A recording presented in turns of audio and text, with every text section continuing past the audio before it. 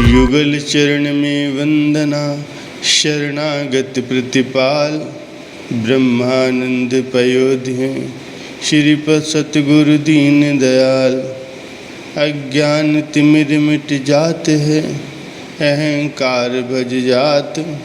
ज्ञान प्रकाश प्रकाशिया, पाप ताप विनिशात। ज्ञान प्रकाश प्रकाशिया, पाप ताप विनिशात।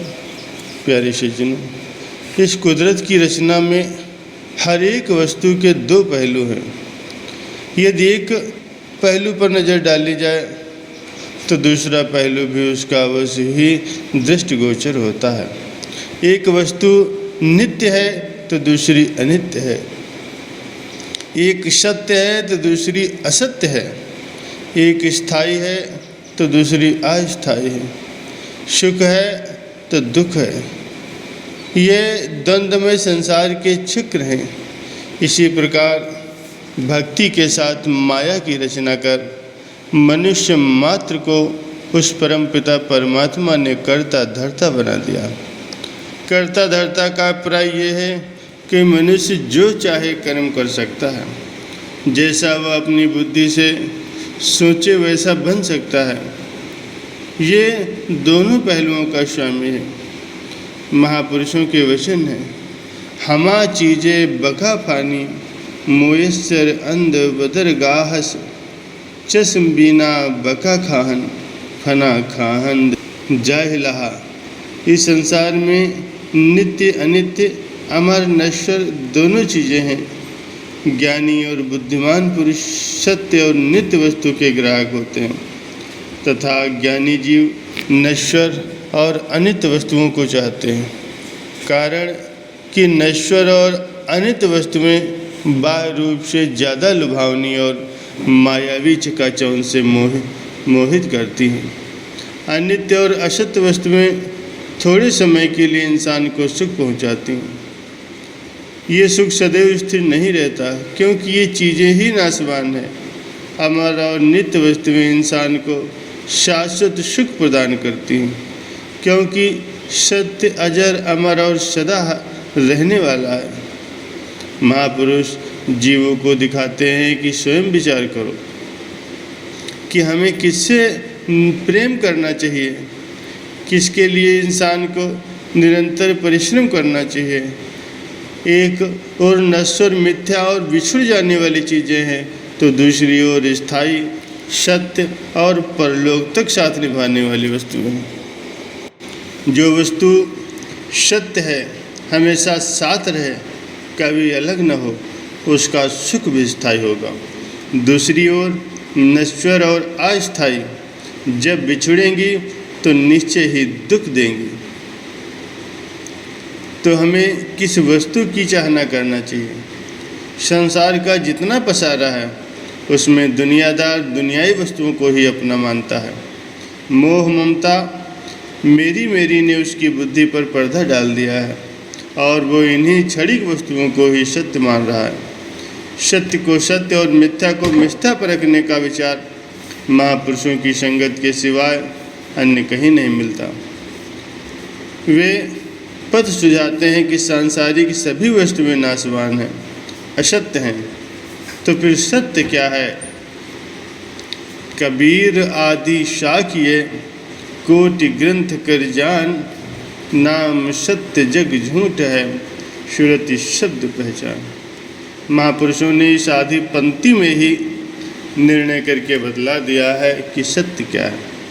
केवल एक मालिक का नाम ही सत्य है, उसी से ही इंसान को खुशी मिलती है और वह सदा साथ रहने वाली वस्तु है। जिस इंसान ने उसको अपना लिया वो अमर हो गया।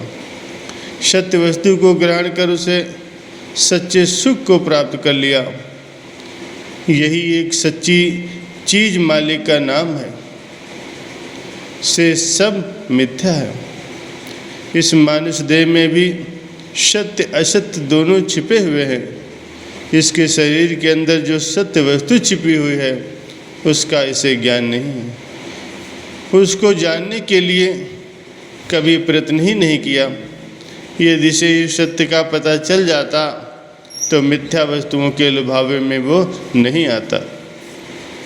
इस मानव शरीर के अंदर आत्मा सत वस्तु है, ये अजर और अमर है। इसी आत्मा को पाकर शरीर संसार में विचरण करता है।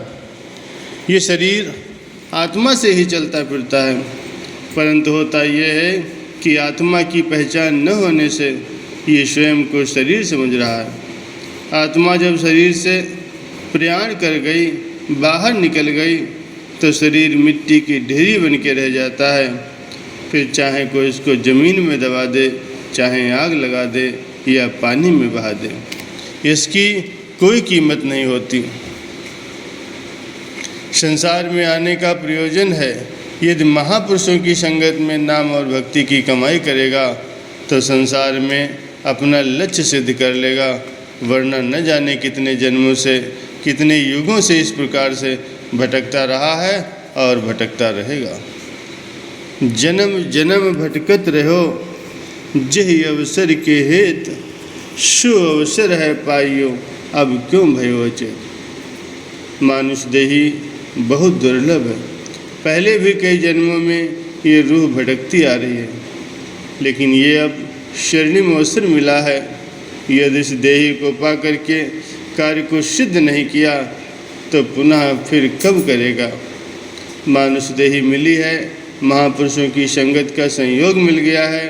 अब चाहे जितना प्रयत्न पुरुषार्थ करके इससे लाभ उठा सकता है, किसी चीज़ की कमी शेष नहीं रहेगी। अब इससे भरपूर लाभ उठा लेना चाहिए। दुनियादारों की ओर मत देखो, वो दिन रात सांसारिक कामों में लगे हुए हैं और कहते हैं कि कमाई कर रहा हूँ, लाभ उठा रहा हूँ। ये लाभ अंत में साथ जाने वाला नहीं है। अंत में अफसोस के सिवाय कुछ नहीं बन पाएगा। सिवाय पश्चाताप के उसके पास कोई जवाब नहीं रहेगा। साथ तेरे जाएगा एक प्रभु का नाम ही, जिस दुनिया पर तू है फिदा, वो दर हकीकत है नफी। मालिक का नाम, सदगुरु का शब्द, जिसकी गुरुमुख जन कमाई करते हैं, यही धन साथ जाने वाला है।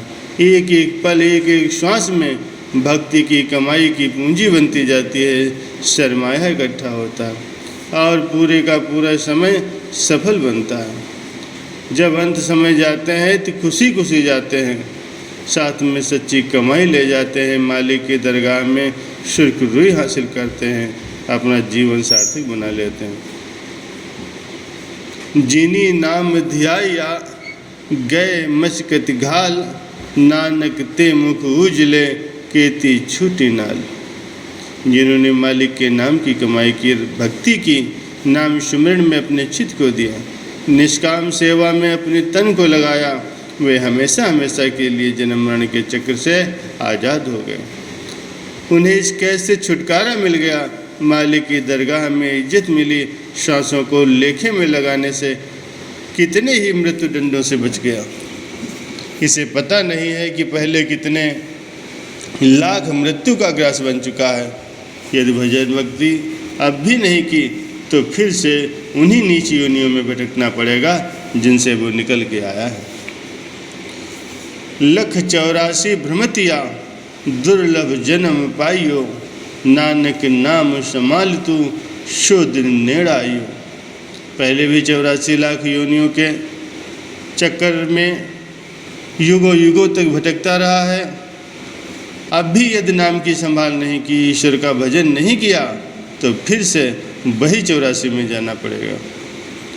अब ये स्वर्णिम अवसर तुम्हारे हाथ आया है। मानुष देही मिल गए हैं, महापुरुषों की संगत का संयोग मिल गया है और सच्चे नाम की दात भी मिल गई। भक्ति के साधनों का मिल जाना बड़े भाग्यों की निशानी है। अब गुरुमुखों का ये कर्तव्य हो जाता है कि नाम और भक्ति की कमाई करके, भक्ति के साधनों पर अमल करके अपनी जीवात्मा का कल्याण कर लें। मानव जन्म के लक्ष्य की पूर्ति करके अपना लोक परलोक संवार लें। इसी में ही जीवन की सफलता है।